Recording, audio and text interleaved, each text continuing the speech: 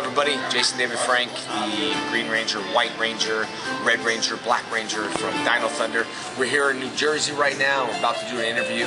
First of all, if you are on my Facebook, Jason David Frank official fan page, I want to thank you for being on it.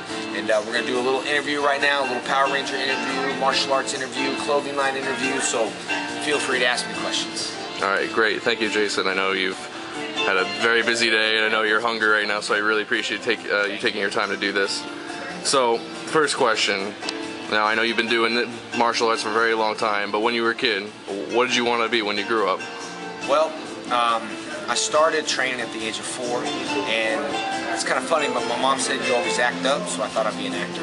But I knew in my heart I was going to do something, whatever God put me in, position of teaching maybe was, I think, a gift of mine, and martial arts, and I think He put me there just to kind of travel around the world and influence people and still be a positive role model. So, I wanted to be, when I grew up, I wanted to be successful. I don't think success was measured on money. Success was measured on what I wanted to do in life. So it was like something I was passionate about. I love acting, I love martial arts, so combine those two together and there you go, you got Power Rangers. That's awesome. Now I know, like you said, you began martial arts at the age of 4. By the age of 12, you received your first black belt, and then by the age of 18, you owned your first karate school. That's right. So how did you do all that in such a short amount of time? How did you accomplish such a feat? I started training at the age of 4. It started getting me into developing goals, setting goals. And so when I was 12 years old, I had a black belt, I had my first job. My instructor told me at 12 years old, what better job do you have? You can have people sweep up the dojo, you can spar people, and then they pay you and we bow on the end of the day. And I wanted to play baseball, and he says, why throw a ball when you can throw people? And I said, yes sir. So at 12 I just set my mind on goals, and really I just wanted to be the best I could, and I wanted to start early. That's why I think right now, kids right now need goals, and we need to become something and someone. So I owned schools before I was even on Power Rangers, So again, talk about success wasn't money, it was something I loved to do. When I started 4, I wanted to be the sensei. I wanted to sit behind that desk, influence people, change people's life when they came in, and that's kind of what I did. So. Great. Now, your claim to fame is obviously Power Rangers. So how has that affected your life? Well, I think it's affected my life in a good, positive way. Here we are 20 years later.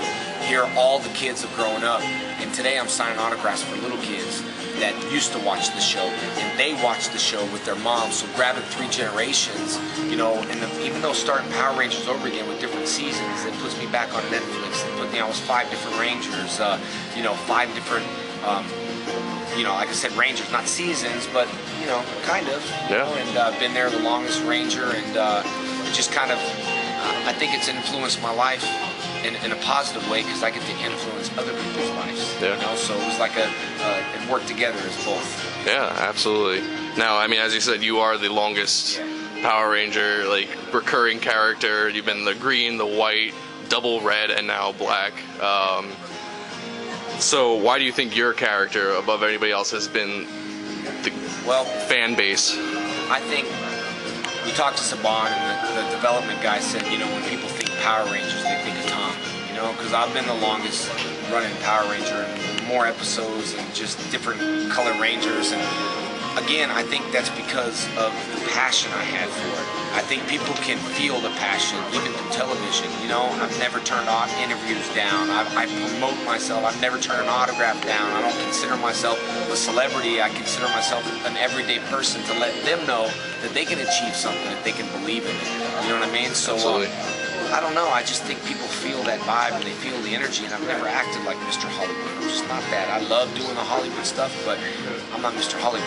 Yeah. And I wouldn't have 4,000 fans if I was. I answer to my fans. My fans are important to me.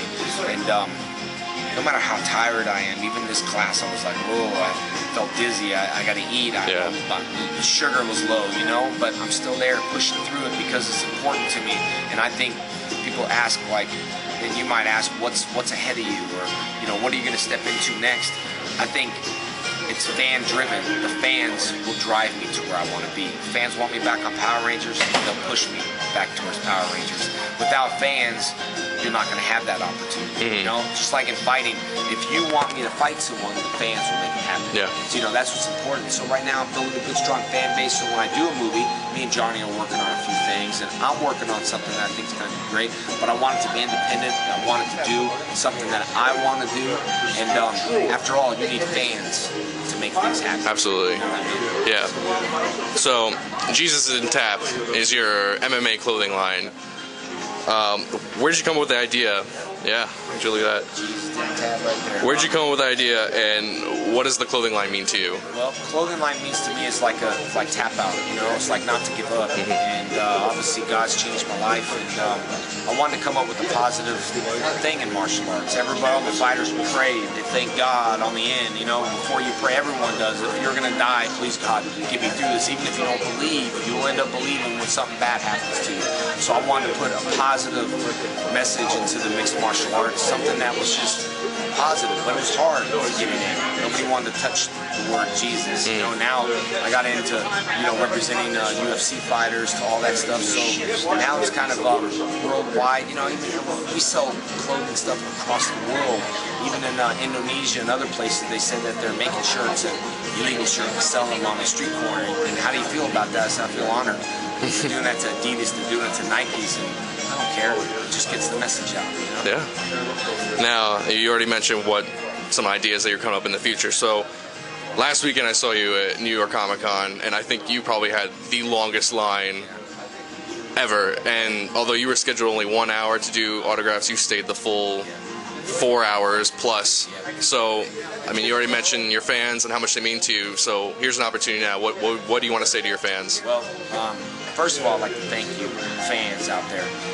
You know, when I went to Comic-Con, I was only booked for an hour. It was hard to get in there. I don't think people understand I got to follow this, you know, and it was a blessing, and I was honored to have that line, and I want fans to know that I will stay all day long, till as long as they can, and I stayed till I was closed, and there was a few people that didn't meet me. I went out there, shook hands. When they were there, it was like, you know, the people that work there, time is money. It's not. Time's not money. Time's to meet fans. So my job was to get through that line. I don't want to disappoint anybody.